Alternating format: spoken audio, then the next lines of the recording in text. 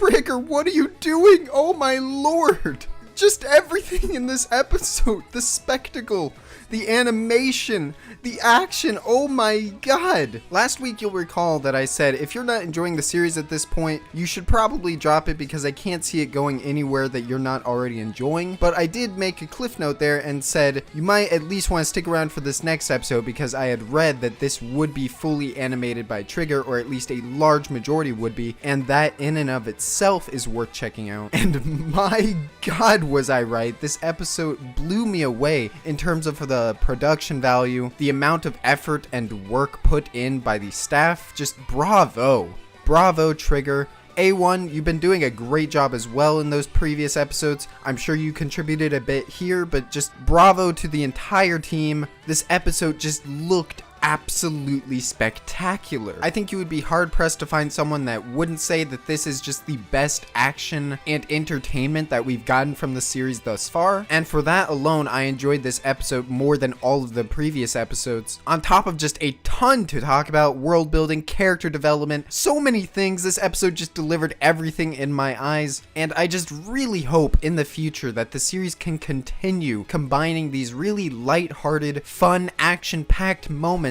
into this serious atmosphere and world, because a lot of people have said that this world feels too serious to do a lot of the things that Trigger has done in the past, and that's why it worked for Kill la Kill, because Kill la Kill was never treating itself seriously. That was a very over-the-top fun world, whereas this is a lot more down-to-earth, which is why some people said those elements didn't mesh as well. I disagree, and I think this episode proves that you can have those really, really fun and awe-inspiring moments in a world like this and still have it fit. I never felt for one second that nothing was blending into this world. If anything, I feel like the serious atmosphere is intentional to contrast a lot of these things, including the euphemisms to the sex jokes to the fan service. Like, it's not going to be for everybody, but for me it just works so well and strikes a really nice blend that keeps the tone consistently entertaining for me. Hello everybody, I am PhenomSage and welcome back to another Darling in the Franxx episode review. Today we are going to be talking about episode 4, Flap Flap, and what a fitting title indeed. Hiro has finally spread his wings and is taking part in the battle, and some people have said that this took too long to get to this. I disagree. I think it was a good setup, a good pace into finally getting that payoff of seeing Hiro finally piloting with 02, but I can understand some other people's impatience with that and wanting to get into it sooner. I just think that waiting so long made this moment, this fight sequence, all the more satisfying because of how long we waited. Now, there are a ton of things I want to talk about, but before we get into any of the episode things, I want to talk about some speculation that's been going on in my episode reviews, in the forums, through the fandom. I feel like a lot of this speculation has been going on, and I want to address some of it now. For one, the aging theory. You'll know that last episode I said that the aging theory was brought into question because we didn't see Mitsuru age after piloting with 02, and my only defense for that was maybe he ages after he's recovered, or while he's recovering we see that happen. And this episode we didn't get any further clarification on that because Mitsuru still hasn't really quote-unquote recovered. He's still in very bad shape, but at the same time we still have no signs of him aging at all. But on the other side of that, what is the weirdest aspect of this to me is that we have official manga confirmation of this aging theory. I am putting up the panel right now from the manga. Thank you to the person on Discord that sent this to me. I never would have found this otherwise. You can see they clarify that not aging aspect about Hiro more in these text bubbles from the manga. They say there's also the rare case of pilots showing no signs of aging despite riding with her. Now, this opens up a lot more theories besides just Hiro not being able to age with 02. This raises the question of there are other pilots out there who also show this same sign. And the way that 02 talks in this episode makes it seem like she has run into other people before that show this same trait. So my question is, will we see another person in the series who shows this same feature? And I could easily see this raising some drama between Hiro and 02, especially after Hiro right now feels like he's special, like he belongs somewhere. If he finds out that someone else shares this same trait, he might be crushed. He might be devastated to find out that he actually didn't belong here himself and that he was kind of of just lucky in a way that he didn't age when he piloted with 02. So that does raise the question though, why Mitsuru still hasn't aged when this is confirmed at this point. I saw another theory in the comments saying that the aging aspect of that might actually refer to the cells more than actually aging as a human. So the cells might age and that's why he was bleeding and so messed up after piloting. I don't know. That's an interesting theory, but I don't know if that's how cells work. I just feel like we need more information on this entire situation before we can continue speculating. But speaking of Mitsuru and his recovery, we see this episode that we actually begin the entire episode on this. Mitsuru is just scarred. He is shocked. He is in bad shape, not just physically, but mentally after piloting with 02. I am really happy that this is the direction that they went with Mitsuru, because I was afraid that they were going to turn him into some cocky asshole after he got out of that saying, I still piloted with her. Like, I'm glad that there are ramifications for him doing that, and he's now all the more scared and scarred because of it. But the way he talks about her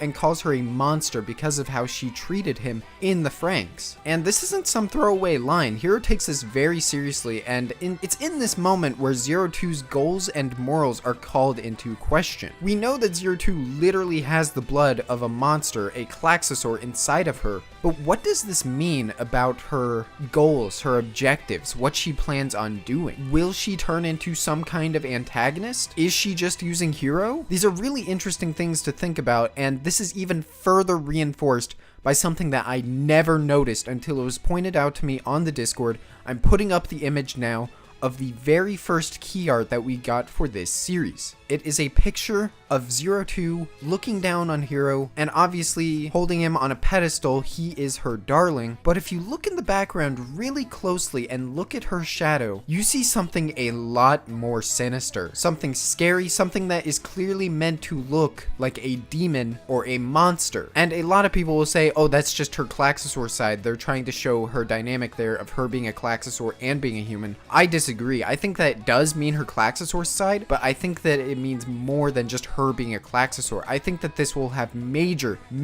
foreshadowing for future events in the case of her actually turning into some kind of antagonist. We already hear her in this episode disregarding the other pilots besides Hiro. I would not be surprised in the future if she just straight up killed one of them because they were getting in her way. And this also, like I said, brings into question what she sees in Hiro. Does she actually see somebody that she loves, or does she plan on using him in some way? Very interesting stuff, and thank you to the people on the Discord who pointed that out to me. I am so interested in seeing where they take 02's character next. Speaking of 02 and theories, I just have to say that all of the theories that I had and some people in the comments had about the way that Hiro piloted 02 in the Franxx are debunked. They're debunked, and I know a lot of people will be disappointed with this because we were having a lot of fun thinking about the fun ways that Hiro could be piloting 02, or in our case, maybe 02 is piloting Hiro. But no, 02 is the pistol and Hiro is the stamen. It's about the same as everybody else. Other than the huge action sequence at the end, the focal point of this entire episode is, of course,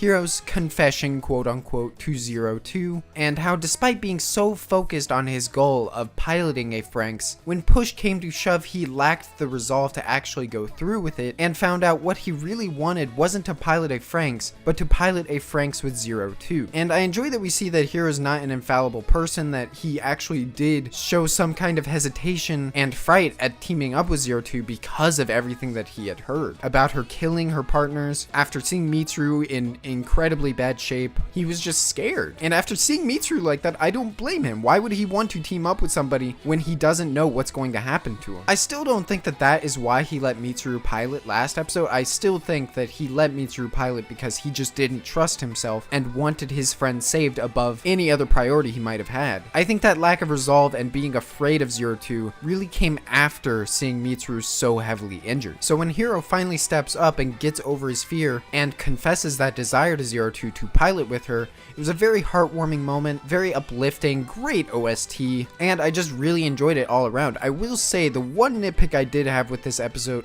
my only flaw, was I felt like the transition into this scene was a bit weak, and it made sense. It made sense why the soldiers came in took 02 away. I don't know why, I just felt like the execution wasn't as good as the actual scene itself. When you finally get to Hiro confessing and all of that, it was a great scene. I love that. Very cute. Definitely a fist pump kind of moment where you're just so happy that we finally reached this point. But the actual scene where she's saying goodbye to Hiro, I don't know why, I don't think that was handled as well as it could have been. Again, it's a nitpick. If I can't come up with a better way to handle it, I don't consider it a really big flaw. There was just something about it that didn't click the way the rest of the episode did for me. But yeah, after this whole situation, I am so excited to see where they take Hiro and 02's relationship next. This was actually brought up in the comments as well, but I would love to see these two actually end up in a relationship. That would be so refreshing. That would be so cool to actually have these two characters team up and to be in a romantic relationship. I find those scenarios so much more interesting than having it subtle, like, oh, we're partners. Like, no, just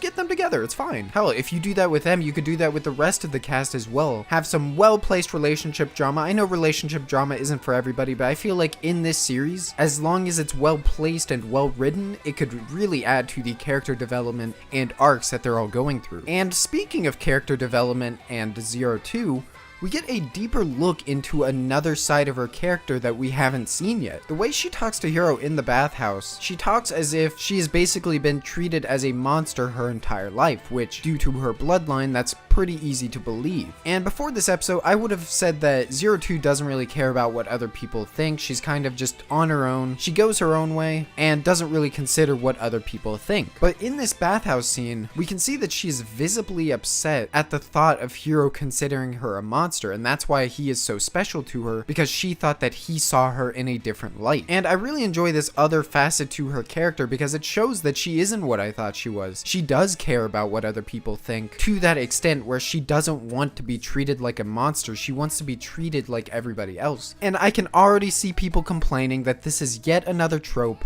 We've seen it a million times in a million different other characters, but I'm sorry, this is another dynamic to her character. It makes her more interesting to me, and I could see it influencing some of her decisions and relationships with other characters down the line. So as long as it's well written, I don't care if I've seen it already. Like, can we please get over this notion that tropes are bad? Everything is a trope. Everything has been done before. Once you learn that, you realize that tropes are not inherently bad. It's only when you don't do interesting things with those tropes that it is a bad thing. And of course, that's in the eye of the beholder, but for this series, I feel like they have done enough to make it engaging and interesting to me, and like I've said, they have tons of potential to expand it as we continue down the series. We have 21 more episodes of this. On the topic of her being a monster, I do enjoy the nice little detail of her touching her horn on his head as a sign of affection, almost as if she trusts him and feels like he accepts her for what she is. It's nice visual symbolism, it's nice storytelling, and I enjoy that aspect of her character. When 02 and Hiro are running off to the Strelitzia to pilot it, another thing that I feel like people will undoubtedly complain about is that the soldiers with guns never used them. They were pitiful trying to chase her down. I can agree that it looked kind of weird, but it's very easy for me to get over. Like, they made it to the Franxx. They didn't really need to show a lot of struggle. But as for the case with the guns, why they didn't fire them, I don't think the guns were ever there to be used as a weapon. More so, they were there as an intimidation factor to scare 02 into coming with them. And of course, 02 probably doesn't care at all, but you have to remember that 02 is a very rare sample to the APE headquarters. She is somebody that they cannot afford to lose, so I highly doubt that they would have shot that gun at all. They can't afford hurting or killing her at any cost. So that would be my explanation as to how they actually made it to the Franxx with nobody shooting at them. It's because those guns were never meant to be used in the first place. But it's also in this scene that we learn that 02 is much stronger than a normal person. She punched one of the soldiers and sent him flying across the room. She's jumping across entire gaps and smashing through windows. Like, I'm going to chalk that up to her Klaxosaur blood. It's interesting that she is this powerful even outside of a Franxx, and it makes me hopeful that we'll get some nice close combat too in this series and not just mech battles. Let's talk about Ikuno's character, the pistol who works with Mitsuru. And I think this is the one pilot that I have not mentioned in a single review yet, and that is because she really hasn't done anything in the series up to this point, on top of just almost not having a presence at all. I thought about mentioning her last episode and how Mitsuru was just a complete tool to her, but even then there wasn't much to say. But now, this episode, there is a lot to talk about. Things I didn't even realize until they were brought up to me. Shout out to Dapis for telling me about this, but Ikuno is probably a lesbian, or at the very least bisexual. And this is made clear when you look at all of the hints and foreshadowing that we got during this episode. Everything just lines up perfectly. For one, her lack of connection to Mitsuru. Even in this episode, she refers to him as just an awkward boy, as if she's disconnected and detached. She has no feelings or sync with him. But no, the real killer, the absolute dead giveaway that this is a thing that is highly likely, is when we see Ichigo give her pep talk to Ikuno, give her some motivation and spirit before they go into battle. Ichigo places her hand on Ikuno's shoulder, and I missed this while I was watching the episode. Both times that I watched the episode, I missed this. But there is just the slightest blush as Ikuno turns her head away when Ichigo places her hand on her shoulder. Then, later on, when Ikuno and Mitsuru are piloting the Franxx, as they're getting ready and Mitsuru's like, you better make this work this time, she says, I'll be fine this time, smiles and places her hand on her shoulder and just looks so at peace. If this isn't the most obvious giveaway that Ikuno likes Ichigo, I don't know what is. And it's hilarious that the only way Ikuno could sync up with Mitsuru was to think about another pilot. Look who's getting cucked now, Mitsuru. Now this is just groundbreaking on multiple levels because we have been talking about the possibility of a gay relationship between two of the pilots and if it would work in terms of piloting a Franxx. What happens when you introduce that element into the equation? And at first I didn't know if they would go down that route. Not because it's not interesting, but just because I don't know if they want to explore that in this story. But judging by this, I think they are, and it will be very interesting to see how Ikuno's relationship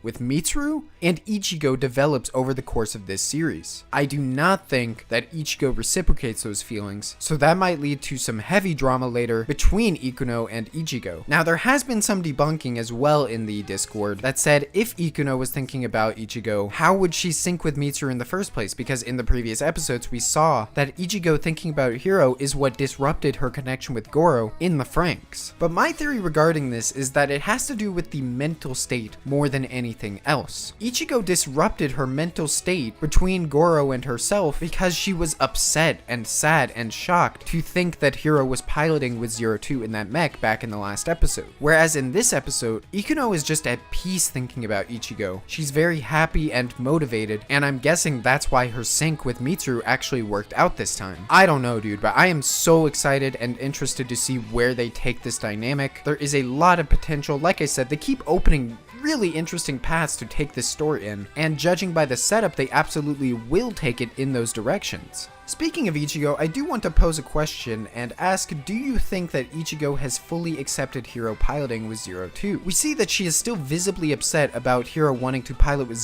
02, and I'm glad that they kept that aftermath and we still have this dynamic to play off of because in my opinion it makes that relationship and Ichigo's character more interesting. But later on in the episode, when they're having their group meeting, Ichigo feels like she's full of determination and resolve not to be upset anymore about this whole situation, to step up as a leader and accept if Hiro and 02 are piloting, which for the most part, when Strelitzia actually pops up on the scene and fights this Klaxosaur, she does. She keeps it together. She's actually really excited and happy to see Hiro fighting and fulfilling his dream. But there's a really interesting exchange at the end of the episode between Strelitzia and Delphinium. As Hiro goes in for the final blow on this Klaxosaur, we see Strelitzia just look back at Delphinium and smile as it finishes off the beast. And Delphinium's expression turns from happiness to just shock and surprise. And I wonder if this little exchange means anything or if it's just to make Strelitzia look cool. We know that the pistols, the females, are the ones that control the Franxx facial expressions,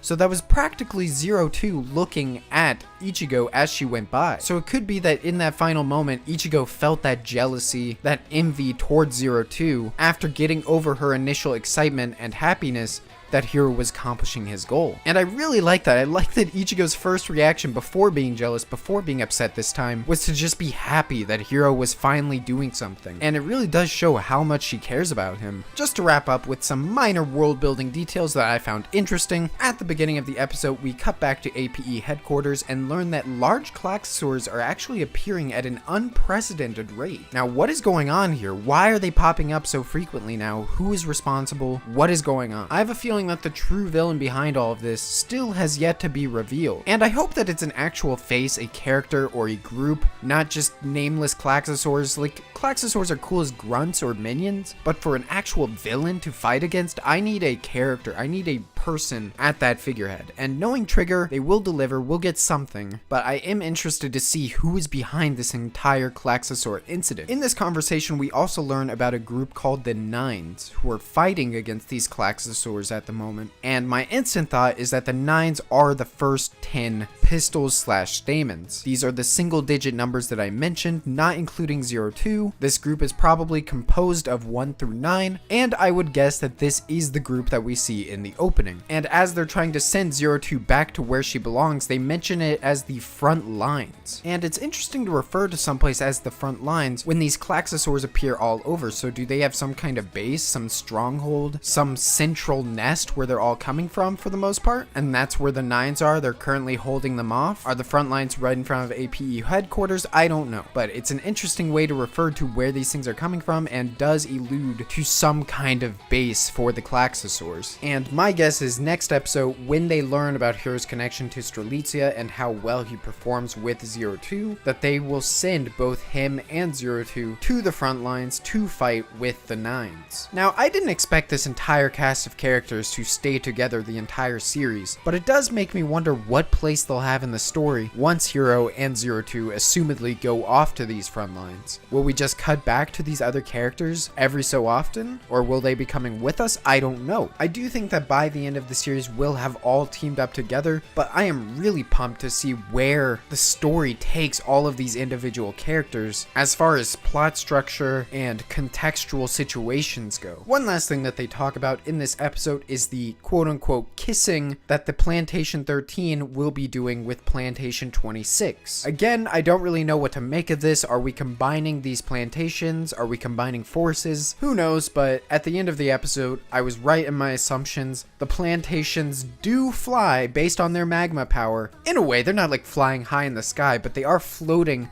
enough to move across the land, assumedly to meet up with this other plantation. So likely we will see what the results of this kissing are next episode. And yes, before you mention in the comments, the euphemisms in this episode were insane. Probably the most blatant and over-the-top euphemisms we've gotten in this series thus far. And to be honest, they were pretty hilarious. Again, I know it's not going to be for everybody. It'll take people out of the scenes. But at this point, it should be so clear what kind of series this is, combining the serious atmosphere with these lighthearted euphemisms, symbolism, incredibly obvious metaphors, etc., and that's what's making it so entertaining for me, so it's working so far. But that's been all from me for this Darling in the Franxx episode review. Definitely a long one, so much to talk about. I hope you guys enjoyed, and I hope that you'll respond to anything that you found interesting in this video in the comments. I'd love to continue this discussion, and again, thank you all so much for the likes, comments, everything, the support in general. If you enjoy my content, it means so much to me, and it really helps my channel grow even further, reach more people, continue discussing with more people. I'm just having such a good time covering this series. So again, thank you all so much for watching, and of course, as always, have a great day.